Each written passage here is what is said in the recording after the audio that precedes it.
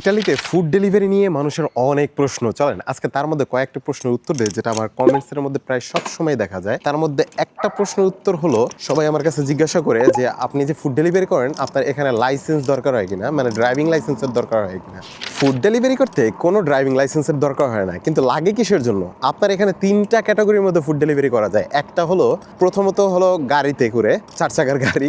আর দ্বিতীয়টি হলো মোটরসাইকেলে করে। যদি মোটরসাইকেলে করে ফুড ডেলিভারি করতে যান তাহলে অবশ্যই আপনার একটা লাইসেন্সের দরকার হবে। তৃতীয় হলো ইলেকট্রিক বাইকে। আপনার ইলেকট্রিক বাইকে কোনো লাইসেন্সের দরকার নেই। এর সব থেকে বড় কারণ হলো এখানে আপনার 25 কিলোমিটার সর্বোচ্চ গতিসীমা, আর 25 কিলোমিটারের মধ্যে ইউরোপিয়ান কোনো রুলসের মধ্যে নাই যে আপনাকে ড্রাইভিং লাইসেন্স থাকতে হবে। সো এই কারণে আপনার যদি ড্রাইভিং লাইসেন্স নাও থাকে আর কি, ইসের জন্য যদি ইলেকট্রিক বাইক থাকে তাহলেও চলবে। আর সাইকেল যেটা আছে, সাধারণত বাইসাইকেল যেটা, ওটার জন্য তো অবশ্যই কোনো দরকার নেই, কারণ বাইসাইকেল তো বাইসাইকেলই। সো বাইসাইকেলের জন্য লাইসেন্স দিয়ে কী করবেন? সো এই হলো ক্যাটাগরি।